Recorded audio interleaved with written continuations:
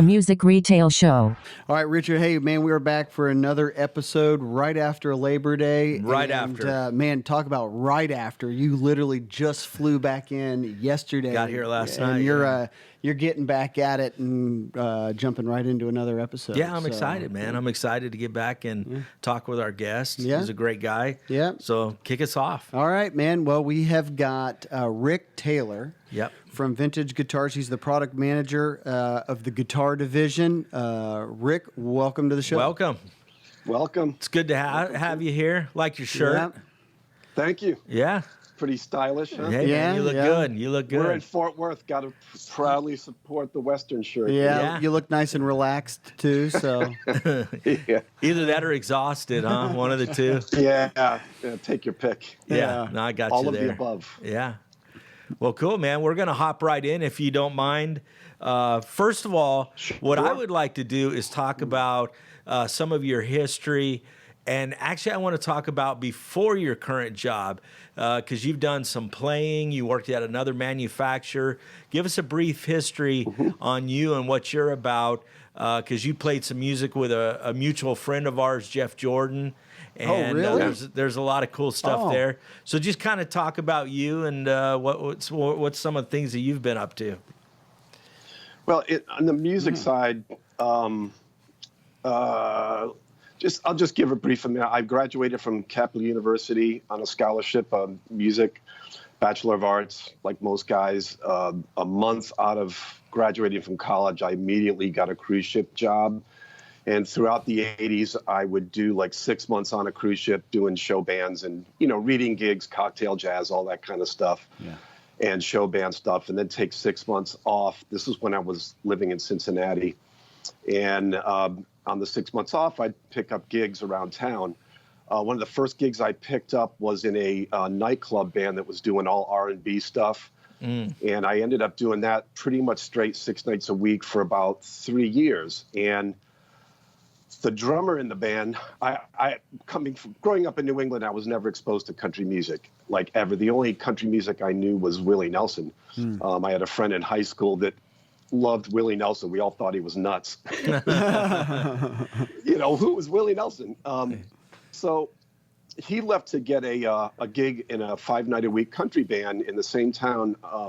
That R&B gig was in Dayton, Ohio, so I was commuting from Cincinnati to Dayton every night, which is only about 45 minutes. He got this gig. I was like, what's this country music thing all about? So I would go out there and sit in with him, and at some point, the bass player left actually to move to Nashville, and I took his place. And I was there for about a year, and I met this guy, Butch Baker, who was playing at it was a large club, and we were warming up for him. And he liked my playing and said, would you be willing to move to Nashville if my bass player leaves? I was like, sure, yeah. Didn't think much of it. A year later, he called me. This would have been 1991. So he gave me a ring and offered me the gig, and I moved to Nashville. At the time, he had a #2 record, so he was touring pretty steadily. So I kind of had it easy. I moved to Nashville with a really good paying gig. I didn't have to struggle like most guys do. It's a tough town to break into, as you well know. Yeah.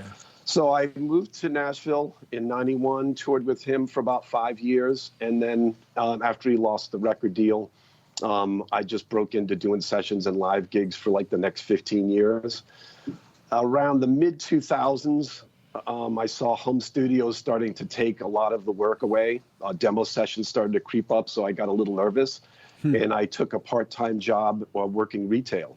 Oh, okay. So I started working in music stores, and that led to working both at Sam Ash and Guitar Center. And I think it was about, it'd be 7 years ago now, I wanted to get on the manufacturing side. I've always loved tinkering with guitars, and a friend of mine got me an interview with Samick Music up there in Gallatin. Yeah. If your readers don't know, Samick Music owns one of the largest guitar and piano factories in the world in Indonesia. It's massive, 4,000 workers. The size of that factory is about 4 football fields under roof. Yeah, and I don't understand why they don't have either golf carts or go-karts over there. That thing is huge, man. It's beyond massive. Yeah. They do really good work too. Their manufacturing is quite good. So I got the gig in customer service for a year. Then I got promoted to national sales manager the next year.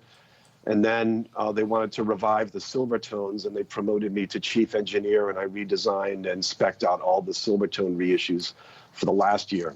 And then about 4 years ago, Robert E. Lee, who had taken this gig here as executive vice president, got offered the job at St. Louis Music. Yeah. And he took that job and recommended me for this one. So I flew to New York and met Trev Wilkinson and the owner of Vintage Guitars, Dennis Drum, at JHS in the UK. And I just fell in love with Trev and his whole idea of how he builds guitars, how much he loves them, and I decided to make the move and moved here to Fort Worth to take this position, and I've been here ever since. So it's been about 4 years. Okay. And so I had to basically rebuild the vintage brand in the U.S. It had been started twice, unsuccessfully by 2 previous distributors, and I just dove in, and it's been very, very successful. We have about 300 dealers carrying the brand. It's won Best in Show awards at NAMM twice in the last 4 years. Wow. And I've also been picking up brands as we go along. We just took on distribution of Big Joe pedals. We have global distribution of that. And I just secured a deal with Bosto Straps, which is the largest guitar strap manufacturer in Brazil. They make super high quality stuff. They own their own tannery. It's a 50-year-old family business. Really great guys to work with. Congratulations. Yeah. Yeah. That's so awesome. yeah, I'm trying to diversify and bring as many brands into the circle as possible so that I have everything a guitar player could want, from amps to pedals to straps to accessories. So I'm still looking, but we're always, RBiMusic is really cool in that they're not looking for the lowest of the low and overnight sensation type stuff. They just purchased the Grover Pro percussion brand, which is the highest quality symphonic percussion in the world. So they're really looking to get quality brands that are sustainable. And I totally support that. So any efforts that I have to add any other brands would need to have something unique about them, either a single product that is unique or just something that's very high end and very high quality. Yeah, and how many brands do you guys have underneath your umbrella? Because I don't think a lot of people know that you guys do a lot of brands. I mean, most everybody knows about vintage, and we'll talk about a couple of the other guitars that you have. But how many brands do you have underneath your umbrella? Well, it's gone through a bit of a transformation. For many years, it was. They had Charvel Jackson guitars. They distributed Akai. They did Hohner, and they sold those brands or got rid of those brands. And for many years, were strictly rhythm band instruments, which is one of the largest distributors of elementary school early education products in the world, and it's still half of our business. Yeah. So the company was purchased by a former employee and a guy who was with the previous owner, which was like a venture capital company, and they purchased it lock, stock, and barrel about 5 years ago. And at that time, it was just rhythm band products. Since then, we've grown to now have 13 brands. Oh, wow. 2 years ago, we bought Toka Percussion, and we've been rebuilding that brand. It's a great line. That's a great line. Great. Yeah. It's going really, really well. The Toka thing is, we're getting Lane Davey, who's been spearheading that. He's our executive vice president of marketing and sales. And he's been taking many, many exhausting trips to the Orient, where a lot of this stuff is made in Taiwan and stuff, and rebuilding the Toka brand, getting back all their endorsing artists as well. Yeah, because and correct me if I'm wrong, but in the 80s and early 90s, Toka was a really big brand, right? Yeah, absolutely. Yeah. Yep. It was, I think it's I'm not on the percussion side, obviously, but I believe it's the #2 brand in the world as far as percussion goes. I would say that, yeah. Okay. Yeah, a strong too, yeah. And good, good quality stuff. Yeah, and endorsing artists too, some very high level folks on that side. Yeah.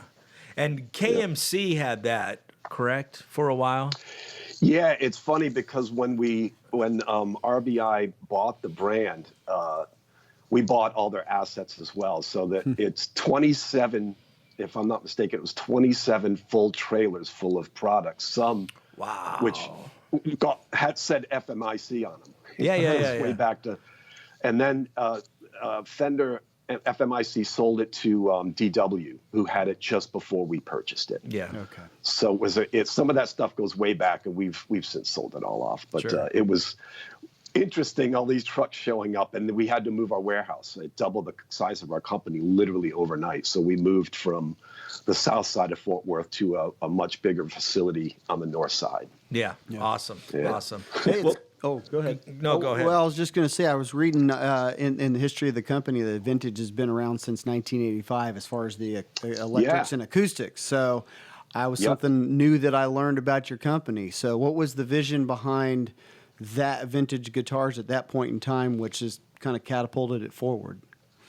Well, Vintage was started in the mid 80s. From what I've gathered from Dennis Drum, the owner, is it started out as probably, I hate to use the word generic, but it's going to be more replicas of common brands. Dreadnought acoustics, set neck style guitars, boat neck style guitars. And then about 10 years ago, they wanted to take the brand to the next level. And that's when they got Trev Wilkinson involved. Okay. He redesigned the entire line. And the cool thing about the brand is, I don't know if you guys know much about Trev Wilkinson, but his achievements in hardware technology and patents he's had goes way, way back to when he worked with Leo and worked with Wayne Charvel. He invented the roller nut that Jeff Beck still uses to this day. His hardware is legendary. Yeah. It's used on everything from entry-level guitars right up to the stuff that he's selling to John Sewer. That it's the Godot stuff, Japan-made, super high-end product. So the challenge of promoting the Vintage brand has been explaining all the under-the-hood stuff. Because when you're dealing with hardware on classically styled guitars, a lot of the stuff isn't immediately apparent, especially to somebody who isn't like a total guitar geek. There's all kinds of stuff like his staggered block that keeps the G strings in tune on 3 single coil style guitars. They use Graphtec nuts. They have locking tuners that are hidden so you don't see them and there's no parts to lose. It's a bunch of stuff in there. And that's what really attracted me to the brand because, as you know, Samick did a very similar thing. So my first thought when I saw the brand, honestly, was like, well, I'm already doing that. Why am I going to leave my home in Nashville to do what I'm already doing at Samick? But when I flew to meet Trev and understood how much thought went into these guitars and all the hidden technology in them, the light bulb went off. It's like, this is something I can absolutely run with. Yeah. Mm-hmm. So the challenge with this brand and growing it is really getting people to know what makes these guitars different, even though it's a lot of stuff they can't see. Yeah. When you show them the stuff, it's like, wow, that's a great idea. It's like, yeah, it's Trev Wilkinson's ideas. Yeah. So, that happened about 10 years ago, and they've been running, and that's just on the electric side. So you guys know Trev doesn't do any acoustic design. Most of that stuff is left to a guy named Paul Brett, who is owns one of the largest collections of Stella acoustic guitars in the world.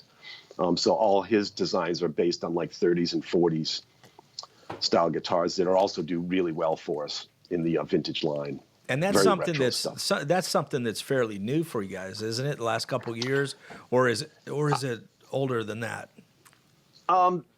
Yeah, I don't think it doesn't go back 10 years. I don't believe. But yeah, 5 to 6 years at least. Okay, because it's only been a couple years that I actually seen them, so maybe I'm late to the ball game. But a couple years ago at the Winter NAMM show, I turned around and there's a wall of acoustics, and I'm like, wow, I've never seen those before.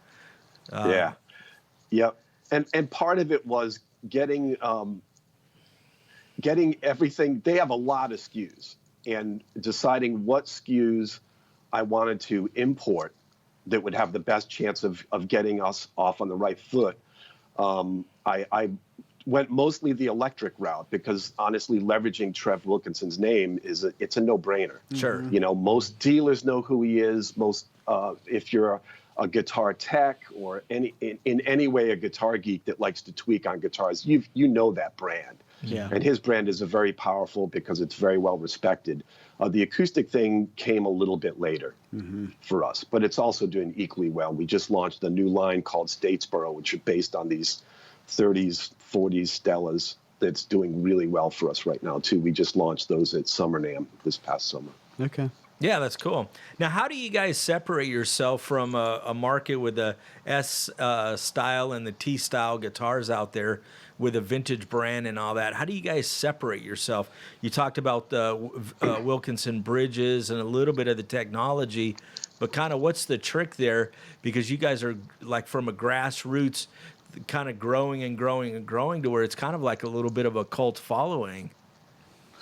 Well, what I simply because I had a very limited budget, I dove straight in when I came here running the guitars through people that I knew in Nashville. You know, I've played with a lot of really good players for many years there, and a lot of, me being in my 50s, a lot of friends of mine have kids that are playing. Yeah. And these guitars, the Trev Wilkins stuff, was really designed as a lower end, medium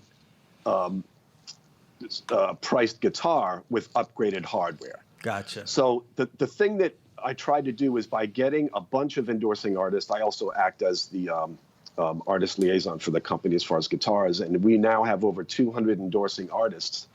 The guitars have been on tour with Ace Frehley and Gene Simmons, the bass player for Elton John, Matt Bissonette, has them on the road. They've been out on tour with Winona Judd's whole band.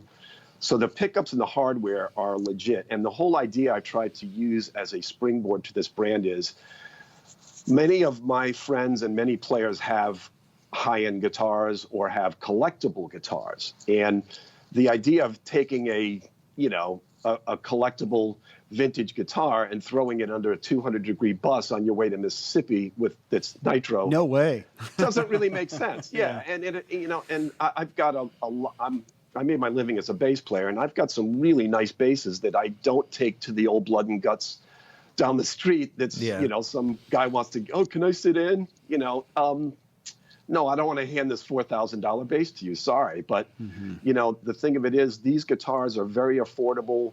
They tour great. They sound great. They don't require any upgrades. The pickups are killer. So that's been the springboard to this, and all of endorsing artists really appreciate it. So the growth of this brand has been taken directly through the endorsing artists, and all of our ads in Premier Guitar Magazine have been steered towards that. It's gotcha. like, here's a guitar you can buy for $500 to $600. It'll tour great. You won't have to upgrade it or spend a fortune buying a medium-priced guitar and then spending another $500 upgrading it. They simply don't need it. And in many cases, the synergy of the way Trev designed these guitars, it all works together really well. If you like guitars that have that 50s, 60s sound and vibe, these do it perfectly well. So that's who your customer is, in essence, is people who are drawn towards vintage style instruments but it's obviously an easier price point. Correct. And the other thing is, think of how many players have a primary guitar. They're either going to be a single cut set neck style guy, or they're going to be a 3 single coil or a 2 single coil bolt neck kind. And they're willing to spend a lot of money on their primary guitar, as they should. If they play professionally and they're in the studio, they're going to want that one guitar that's everything that supports their style. But in today's recording, where a lot of guys have home studios, most guys are going to spend $3,000 to $4,000 on maybe 1, maybe 2 guitars at the most. What vintage offers is now you can have 4 or 5 different guitars in varied sounds that you can use when you're recording. So if you want something with a single dog-eared P90 in the bridge position for that sound, you can buy that from vintage with a legit pickup and a legit hardware and use that on a track. Yeah. Maybe you only use it on, or for taking a bass player reference, how many bassists play a fretless bass 90% of the time? Not very many, certainly not me, but I want a fretless bass, but I don't want to spend $3,200 on a fretless bass. I want it that plays good and sounds good, and I'd rather spend 5 so I can also have a 5-string. Yeah. And I can also have that other style of bass that I don't play a lot that I want for one song on a certain track. So it really affords people to get those sounds that are that sound as good as those high-end guitars on something that might not quite be as refined, but delivers the goods in the studio and on the road. So you could carry 5 guitars for the price of your one main guitar. Awesome.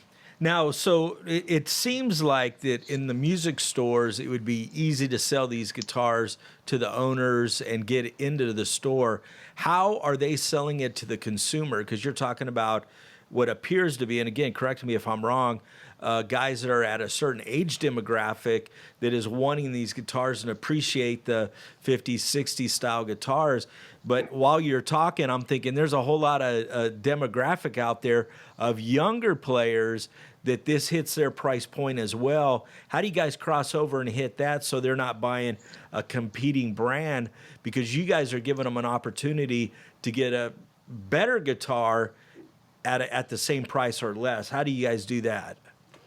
Well, that is the challenge, because for people that don't know about the stuff and may not be guitar geeks, they just want a good guitar. They're not going to be able to see it if they scan a wall of 5 different brands and say 3 of those guitars look to them identical.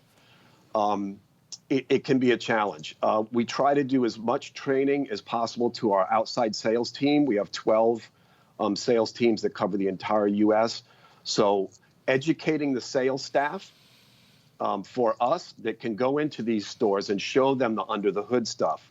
If they can translate that to the customer, it's like, hey, here's this brand, but have you tried this brand? And I encourage you to just plug it in. Yeah.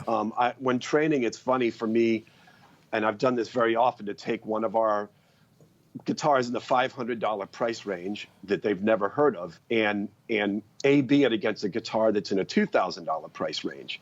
And the customer often can't tell the difference. Yeah. Mm-hmm. Because the pickups are as good as that brand. And but as you said, it's been a challenge. The funny thing about the artist program and how it grew so quickly that's interesting is once I got rolling and had 50 to 100 guitars out there touring the U.S. in bands, they, of course, run across other bands. And you get that question. It's like, well, what is that guitar? Well, here, you got to check this out. I'm an endorsing artist with Vintage. And then next thing I know, I get an email. Yeah.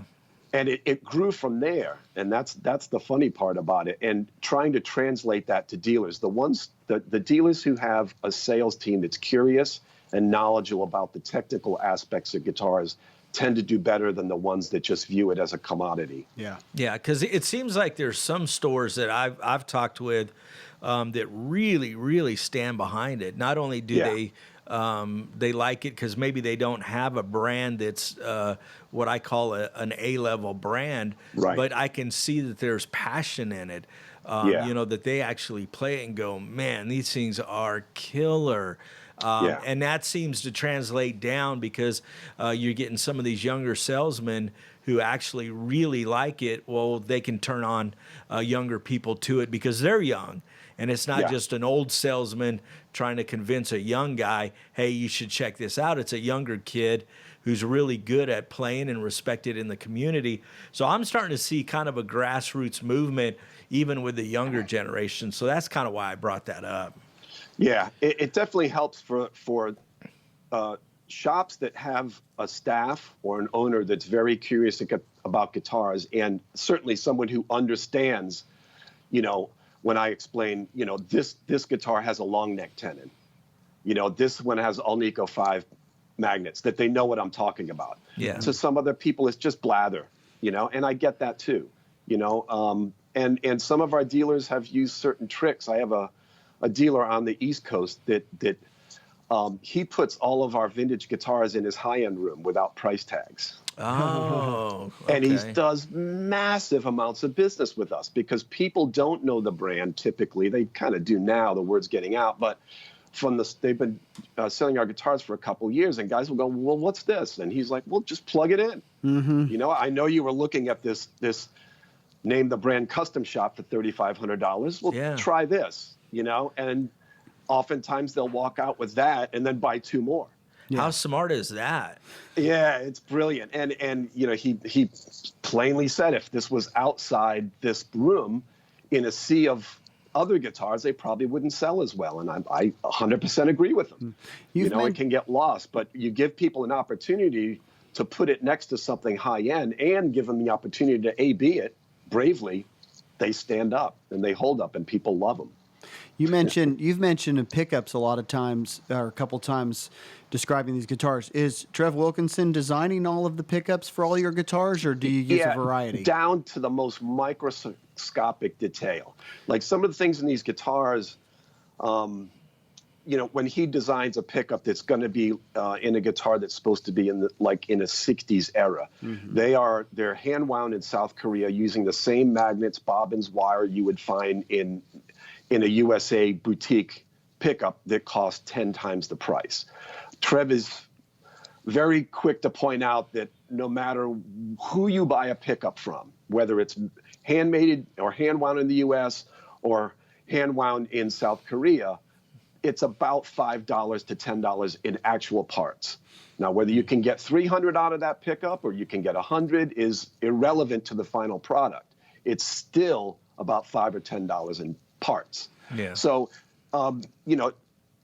going way back to when Trev had the same winding machine in the early days as Seth Lover did, and they used to talk a lot about how you wind stuff, and he knows how these pickups are supposed to be wound. So each guitar has its own wind, and it should also be pointed out that while we're talking about pickups, unlike a lot of competing brands, in fact most of them, every pickup has its own part number.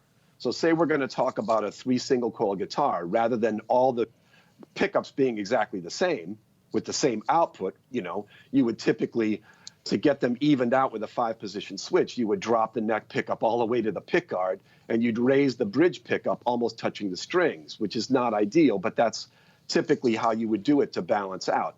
Every pickup is designed specifically for its pickup position in the guitar. They're all calibrated. So a bridge pickup might be about an 8 output, the middle might be a 7.5, and the neck pickup might be a 7.1 or 7.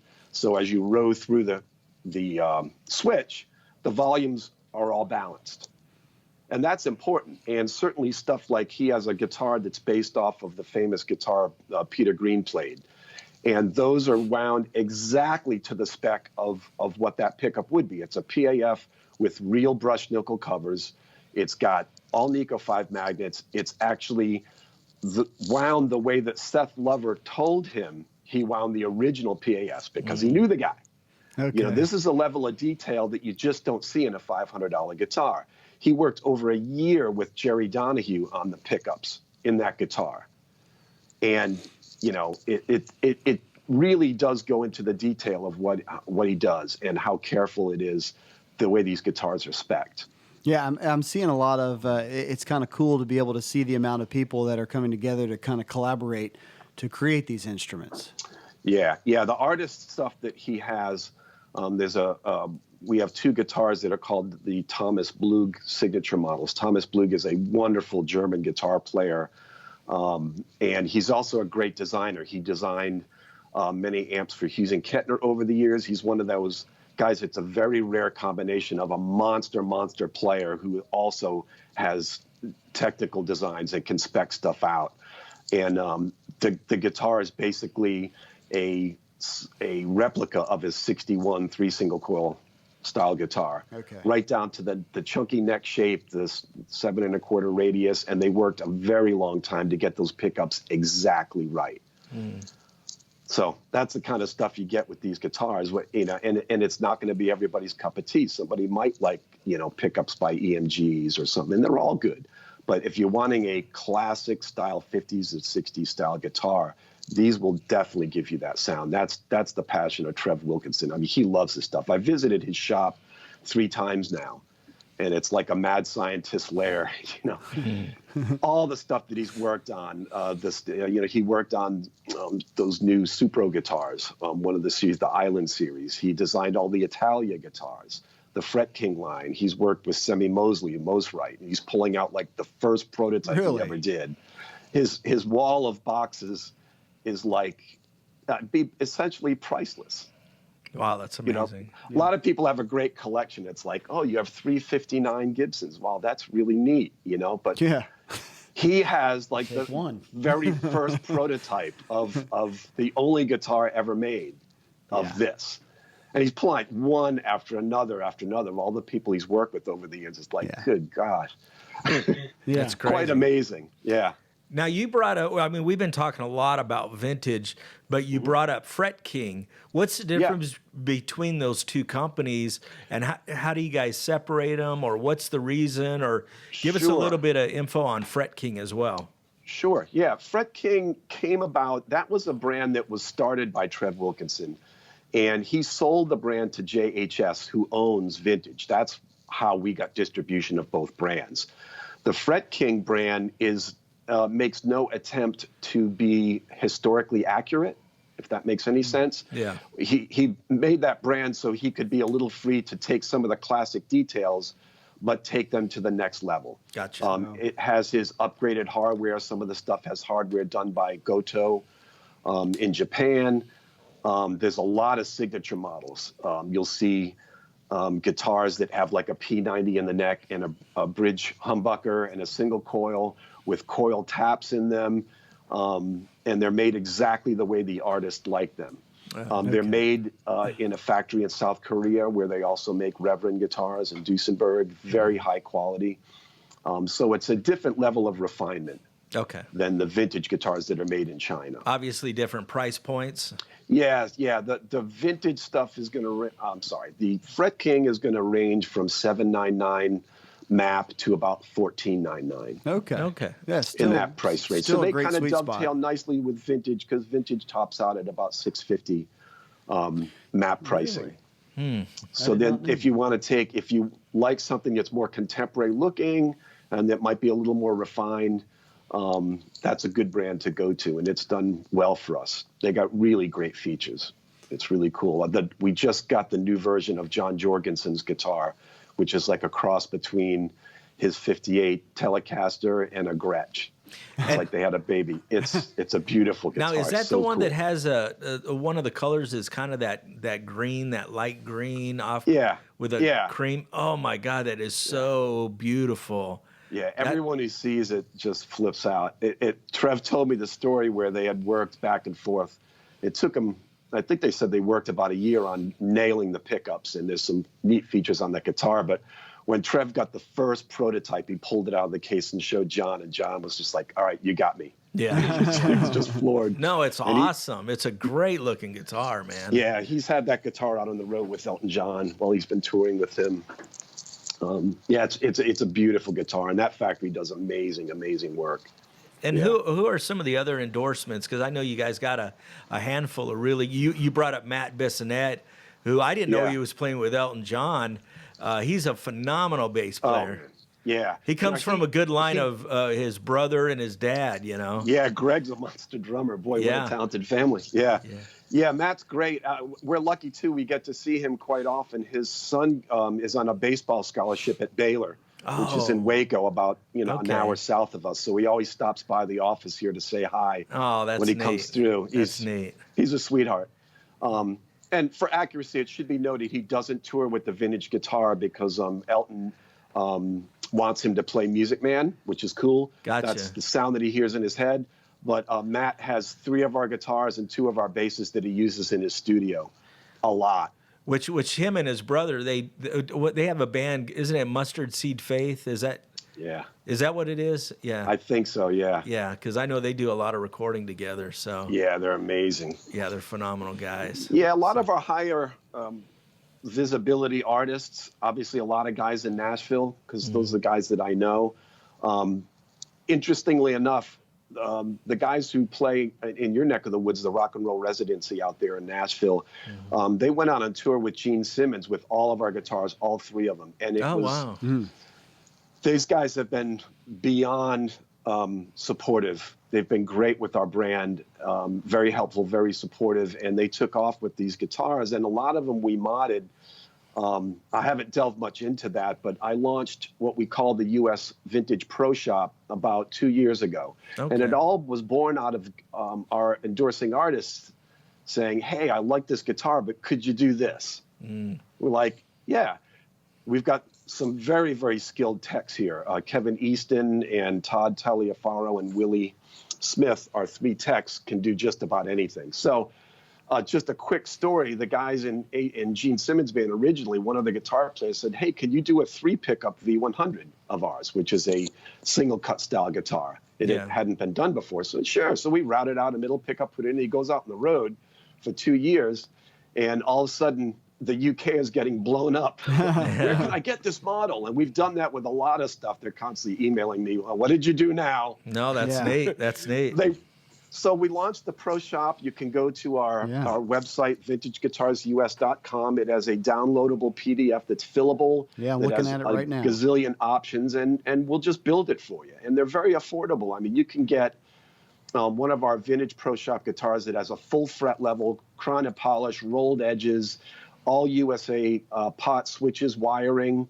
I can't believe this. Throw in coil taps. You know, I like to point out it's not magic. It's nothing that any really good luthier can't do. Yeah. I'm just lucky to have really good ones. Sure, sure.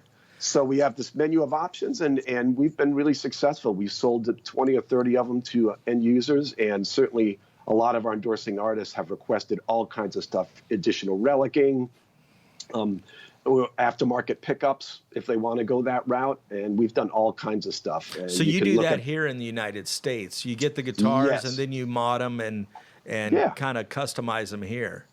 Correct. That's, right that's here in an Fort Worth. interesting. That's an interesting take on it. I can't believe some of the prices on these guitars. I mean, they look great. The relicking jobs on these are insanely good. Our guys are amazing. I could tell you a really funny story. We always attend there's 2 big guitar shows here in the Dallas area, the Dallas Guitar Show and it used to be called the Arlington Guitar Show. It's now called the Amigo Guitar Show. They're both massive. And obviously being in our neck of the woods, we attend both of them.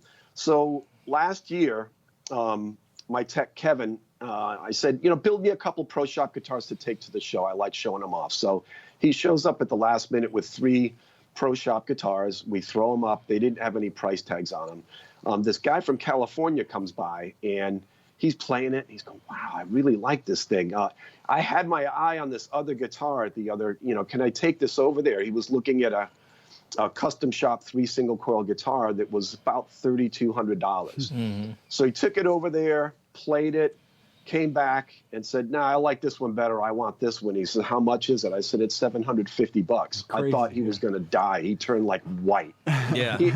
He ended up buying 3 of them. Oh, wow. Did he really? Yeah. Yes, he did. And he still Not spent only less one money. Pro Shop, but he bought 2 others. We sell nothing but B stock at these shows. Yeah. So as not to get in the way of our dealers in this area. Sure. But yeah, I mean, it just goes to show you the skill of the techs that we have, but also the validity of the project. It's like a lot of guys just want a guitar that plays great. And if you do a really good fret job and you've already got really good hardware and really good pickups, and you shore up the electronics and everything with custom wiring, so it's very durable. We use Switchcraft stereo jacks, wired mono, so they have a nice solid click when you plug them in. We typically use CTS pots and oak switches we replace them with, so they're really durable on the road for guys that tour 300 dates a year. Yeah. So yeah, it's been very successful, and it's also elevated the brand, which was, part of what goes back to what I think, Richard, you asked earlier is how do you promote the brand in a store that doesn't know the brand? The more that we can get people to understand that the brand is all about the pickups and the hardware, and that almost anybody can really build a quality guitar, especially coming out of the Asian market. The stuff's really good these days. Yeah. Way better than when I started in the late 60s and early 70s, crazy? I'll tell you. Yeah. The quality is, my first no-name bass, I remember, it was a bloody mess trying to play that thing. Bad fretwork, high action, you know how inexpensive guitars were back then. I'm sure. I'm surprised it didn't discourage more people from playing instruments. Yeah, I agree. I think it just took guys that wouldn't take no for an answer, just pushed Yeah. through till they could afford it. I bought my first really good instrument. My dad said, I'll go half with you on something. And I bought a Rick 4001 in Oh, 1976. awesome. And getting that was like the aha moment. Oh, absolutely. This is now I can practice 6 hours a day instead of 2. You know? I Without can feel my my hands fingers. just turning into hamburger meat. You know? Well, people So, got yeah. people got it easy these days because I mean we see a lot of import guitars and the prices and the quality of them, and I'm like going, oh my goodness, this is amazing. Yeah, So, it's no joke. Yeah. Yep. So Well, I was gonna real quick, man. I'm impressed with the Pro Shop from Vintage. Is there really any separation between that and the Fret King, or the Fret King is purely just, hey, we'll design exactly what you want and that's what we do? Where the Pro Shop for Vintage is a little we don't different. mod any of the Fret Kings. Okay.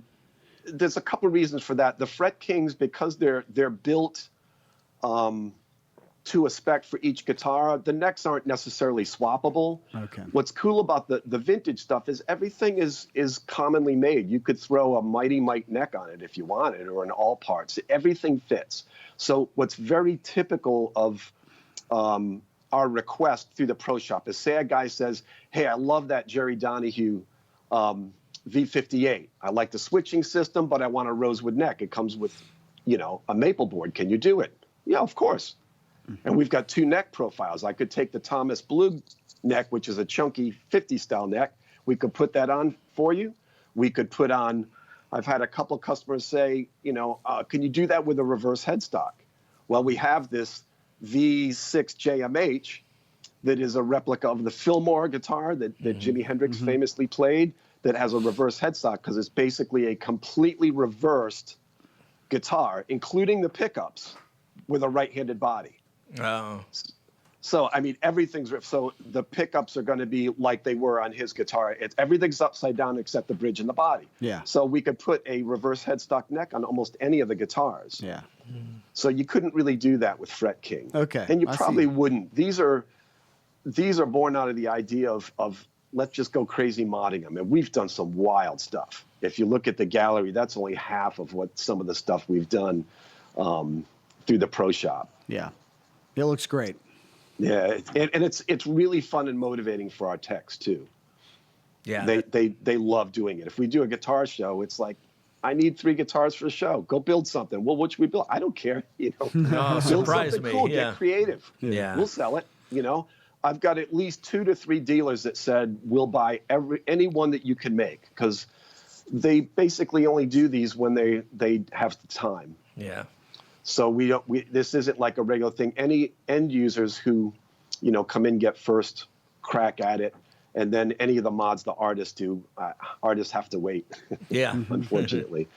So we let's prioritize it. Yeah. Well, let's talk about something a little bit different that is kind of something that we're stumbling across, and that's tariffs.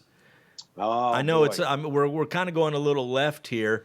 No, not at all. But how are the tariffs affecting you guys, and what are you guys doing? Because I know some of the people that we deal with, they're changing factories, they're moving product.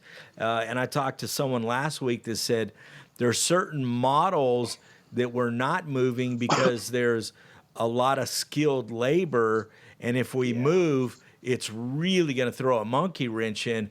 So how does that affect you, and what are you guys doing about it? Well, we don't really have the option to move factories, and I'll tell you why. For the guitars, a lot of our guitars in the vintage line specifically were made in Vietnam for many, many years, the electrics. And I know several of the manufacturers use that factory a lot. They do really good work. The U.S. market, and from what I've been told, the German market, are way, way more picky than other markets. So we kind of learned early on what our dealers will accept as far as a level of quality. And when our failure rate got to a point that I thought was unacceptable, I encouraged them to move to another factory, which Trev had already seeked out. So they moved. They're going to keep that factory as well, and I can still buy from them. But they moved the factory to a factory in China that does a lot of well-known brands. It's a little more sophisticated, if I can say, in their production. I hate to name brands because that gets to be a slippery slope. Sure. But moving a line like this, for all the reasons that we just talked about, when I order, I'm not going to a factory and saying, I want a Strat-style guitar, and I want it in 5 colors, and that's it. That's my spec. I could go to any factory in the world and buy a container of that spec. Yeah. And I want it at this price. But these guitars aren't like that at all. There's 160-ish unique SKUs. It took them a year to learn all the neck profiles, all the pickups. There's a lot of parts. You can't just move something like that. You just can't. And they've spent a tremendous amount of money to deliver a really great quality guitar with all the specs the way they were. They've respec'd all of our Icon guitars, which are the Distress series. Yeah. I'm getting my first shipment of those next month. It's going to flip people out. They're amazing. They look so close to $3,000 boutique Distress guitars.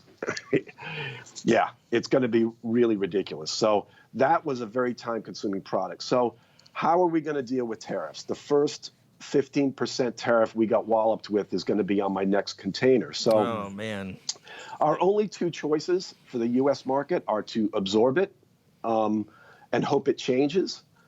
The other option is to stop buying from the China factory and go back to buying the Vietnam factory. I'm not wild about that option, but it's there for us if we want it. Or to put it as a line item in our purchasing. So you would have just basically heap it onto the dealer as a line item. You know, there would be, here's your 15% tariff. Sure. So we haven't really decided yet because it's a moving target. At first it was 10%. 15 it's a big jump. Yeah. That 5% can mean the difference between us making enough margin to pay our staff or not. Yeah. Yeah. And I know on cases, I just had a conversation where they're actually going to go up 25%. Yeah, that's brutal. And it just, man, it just really changes the game. Hopefully this will all change, and hopefully we'll get out of the year with good news, and it won't affect. But I fully expect the new year we'll start seeing price increases across the board. Yeah.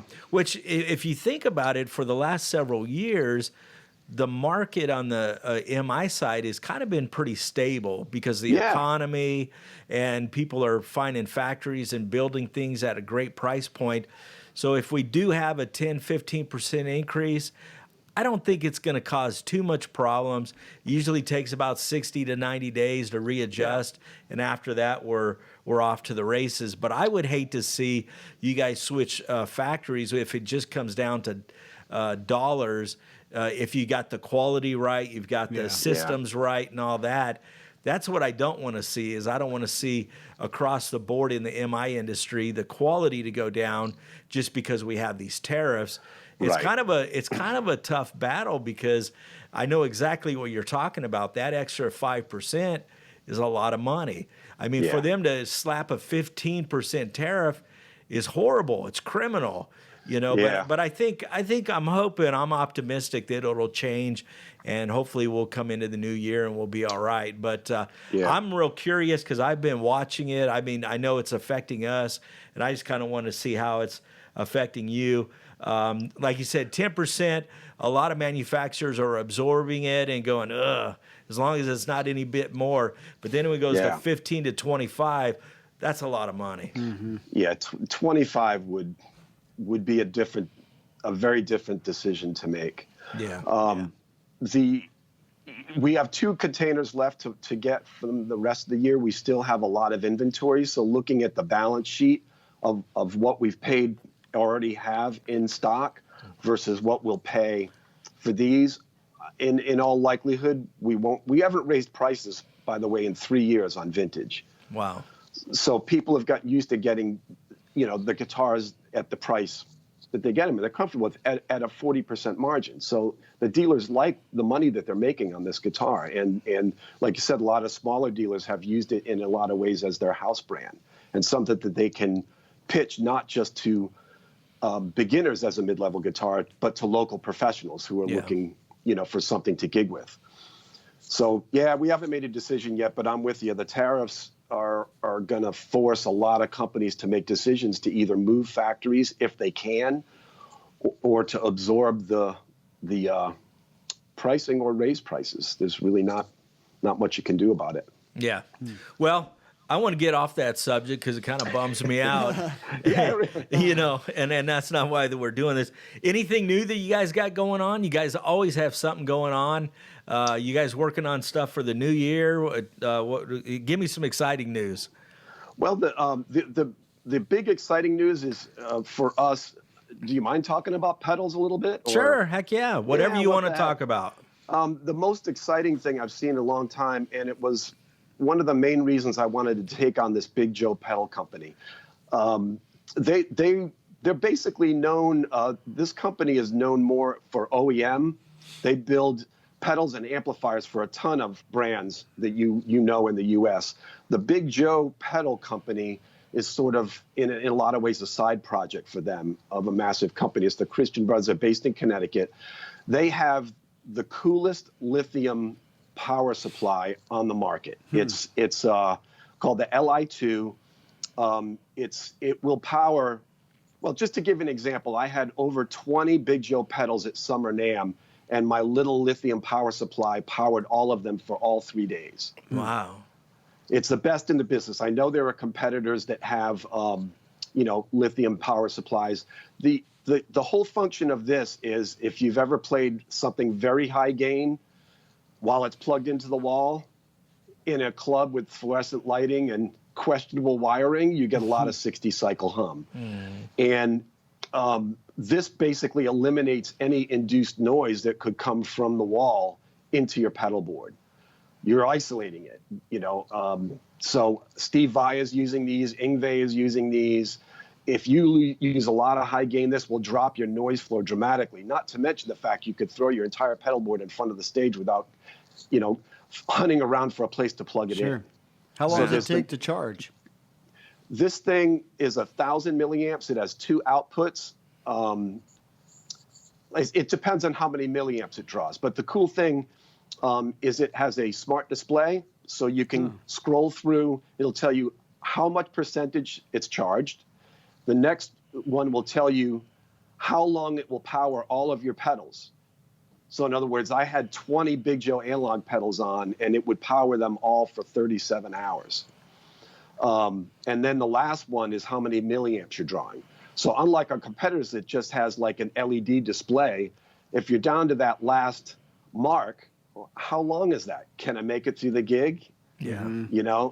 So this, and on top of being higher quality than anything else out there, they're assembled in Connecticut. They use the highest quality parts. There's a really funny video for Big Joe pedals that also tipped the scales for me to want to take on this brand.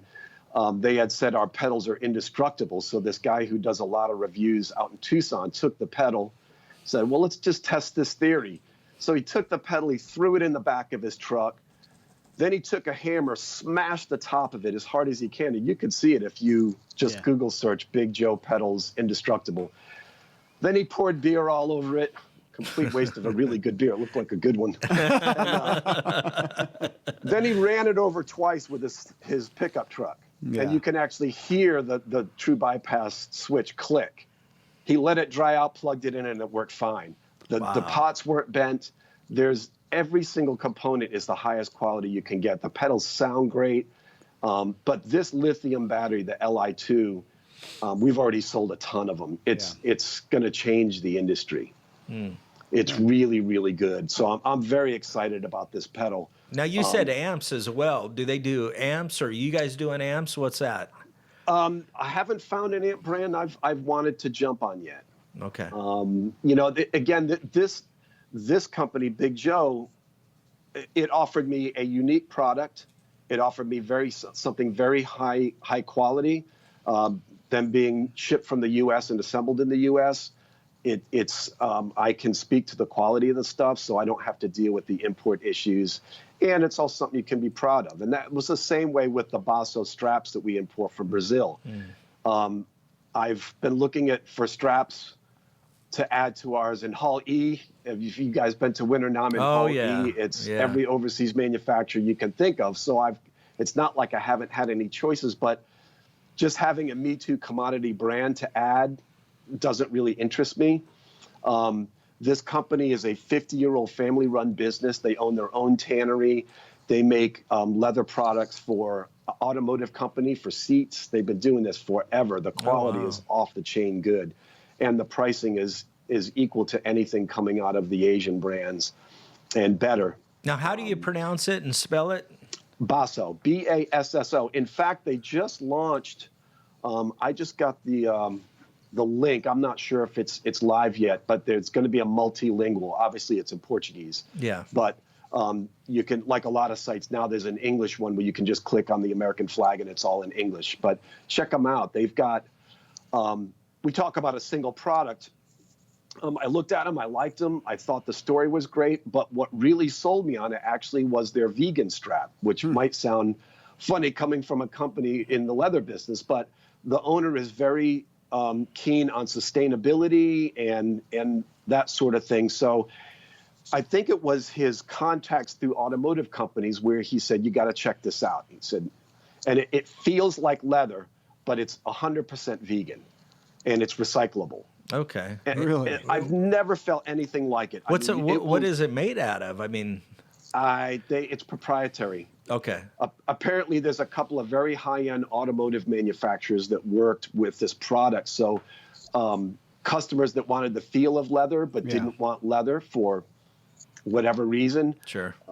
This is the one that is the best I've ever seen. Huh. So again, it's something that it has a single product in the line that I can show to my sales reps that give them something to talk about, not just, well, here's another leather strap and here's the price. Well, yeah, it's really nice. The tooled leather is amazing. They're handmade. I know all that. But, now they can go in with something that's like, no, this is the very best imitation vegan leather you've ever seen. Yeah. And it is. It's phenomenal. It's really good. Now, will you have that in your booth at the trade shows? Or Absolutely. Okay. We had it at Summer NAMM, and it was a big hit. And we'll definitely have it at Winter NAMM even more. Yeah, I must have missed it. I went by to see you and say hi, but you were busy. I mean, you always have several people wanting to talk to you, so I didn't want to interrupt and whatever. But I'll catch up with you, I'm sure, at the Winter Show nonetheless, and I'll check. It was those a big out. show for us because we were launching 3 new brands. The Grover Pro percussion was newly launched after we acquired that company. So we were very busy. Summer NAMM's is a really good show for us. Allows us to stand out more. Winter NAMM is great. You have to be there. But most people who spend a lot of money to go to Winter NAMM have maybe 5 minutes, if you're lucky. Yeah. Because they got a lot of stuff to see. I get it. So you do the quick and dirty run through and you give them your card and off you go. On Summer NAMM, I get to spend more time. I notice dealers spending 15, sometimes 20 minutes with us. So we can really delve into some of the details of the regional dealers who show up. Yeah, I'm glad you brought that up because we talk a lot about summer show here, and talking to a lot of our dealers, and we've done several podcasts on them, had NAMM board members on to try to get people to go because the summer show is a time where everybody can come and talk to a manufacturer and actually, like you mentioned, spend some time. So I'm glad you brought it up and you think so as well. Yeah. How did your show go, by the way? It was awesome. I think we did 6 podcasts. Yeah. Oh, so that's great. we were exhausted at the end of the day, but it was a great looking show. I think the summer show is just keep getting bigger and bigger and bigger, and we're trying to let people know that they need to be there. Yeah, and your booth looked great. It's getting better and better and better. You guys do a wonderful job, and everybody should take a look at that. It's a good booth. Yeah, it was a fun show for us. Well, hey, do you want to mention anything or say anything about Pilgrim banjos and mandolins, or is it Laka ukuleles? And yeah, we're not importing those. Oh, those are good brands. We looked at it. The stuff is great. The banjos were designed by this guy named Paul Tibbett, who he's just an expert in designing banjos and mandolins. The stuff is really good, but that's a very niche market. It's a very traditional market, and it would require us a lot of resources to crack that one. And I would rather divert those to something I Sure. see that has more immediate chance for So there's success. It's something we may do down the line, but same with mandolins, way crowded market. Yeah. So those are Yeah. just more like European brands or Asian brands that are not coming into the U.S. Yeah, and those are wholly owned and designed by John Hornby Skews, who own Vintage and Fret King. Okay. So those are those brands, and I have access to all of that, including their brand of horns, which are equally killer. But again, the U.S. is different than a lot of European markets. I mean, you look at how tight the Friday Night Lights football market is for band and orchestra. If you want to break a new band and orchestra brand in the U.S., you better have a lot of money in 10 years. Yeah. Because if you're going to convince the band directors to switch the brand of that they've known for a gazillion years, they have relationships in those brands. It's all tied to football. Good luck. Good luck. Yeah, I get that. Yeah. Well, man. And that's a strictly U.S. thing. Well, I mean, the cool. brands do great. The products are great. Yeah. But yeah, we have to do what's best for the U.S. market and where we can make inroads that make sense for us. Yeah. Well, it sounds like you guys are doing it. Is there anything yeah. else you want to bring up as we wind down? Something that we forgot? Something that you want to let everybody know about? Because you guys do a ton of stuff, and I'm sure that we've forgotten a few things that are important. So if so, share that now and just let it out. Well, the exciting thing for me, the first, as I previously mentioned, the first generation of what I call new improved Icon series, the new distressed guitars from Vintage, will be coming from the new factory. The samples we saw were frighteningly good. I mean, they're really cool. And that always, I'm a guitar geek, so any improvements that we can make in quality and authenticity is just very exciting for us and my techs and certainly my dealers who are very loyal to us. So I'm excited to get my first shipment of those. There's about 10 new models that are coming out from the new factory that are very, we've got a lot of back orders on those. So I'm looking forward to filling those, and our dealers are very excited about them. Yeah. But that's about it. Just from RBI alone, not just in my section of things, we're excited about the launch at Winternam of Grover Pro especially. That I'm always very interested in the highest of the high-end things, and sitting in some of the meetings and learning about the percussion side of things, which I know very little about. I mean, they get into metallurgy and all this stuff, and Neil Grover is one of the principal percussionists for the Boston Symphony. Yeah. So in a lot of ways, like Thomas Blug, he's a super high-end player as far as a great designer, which is just a match made in heaven. When you get a guy that can play at that level, when they design stuff, what you're getting is gonna mean something. And the other exciting thing is we moved all of the manufacturing here in Fort Worth. So we've got more stuff for our guys to do. We hire all veterans in our warehouse. So they're a super dedicated bunch of guys. They do great work. So they've been down there teaching them, learning how to build the high-end tambourines and triangles and all the high-end Grover Pro percussion. It's just really exciting to see manufacturing going on here. Oh, to that's me. cool. Yeah. That's cool. That Thomas Blug signature series from the Icon series looks great. It's a very I'm sure very you'll do popular good with guitar for us. Yeah. It's got the neck profile that a lot of our endorsing artists really like. Very retro. Yeah. But the pickups are great, and we sell a ton of those guitars. Yeah. And they're fun to mod too. We've actually taken that system. It's got it's the same mods that he had done originally on his 61. So there's a dummy coil that makes the neck and bridge pickups hum canceling. And like any dummy coil, it's going to roll a little high end off and beef a little mids. So it was a good thing for him if you use a high gain pedal on the single coil bridge pickup, it kind of beefs it up a little and doesn't make it quite as bright. And it also has the no treble bleed condenser in the volume. So a lot of our endorsing artists will say, yeah, I want this guitar, but can you put the Thomas Blug pickups in that system in? Sure, we can do that. Yeah. So Yeah. Man, I'm sold. it's a very popular mod Yeah. with our guys. Yeah. Well, Rick, Man, we there's a lot appreciate of it. people that have listened and they like what they hear.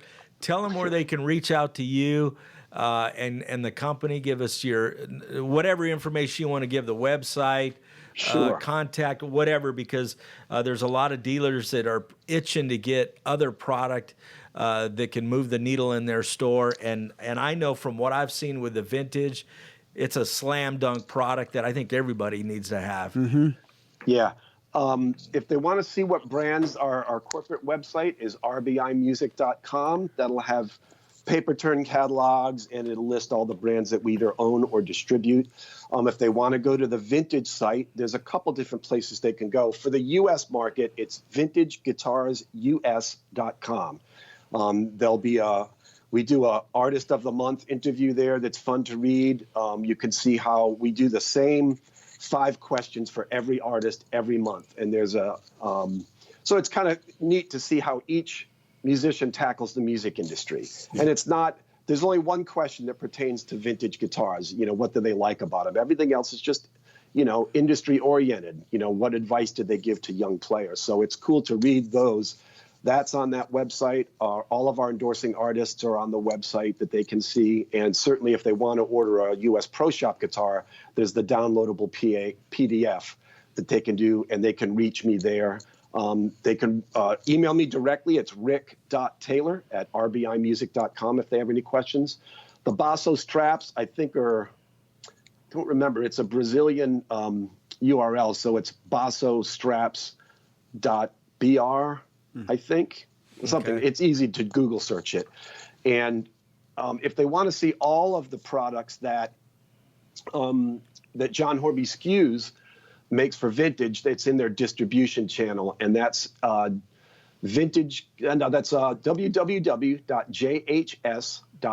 www.jhs.co.uk.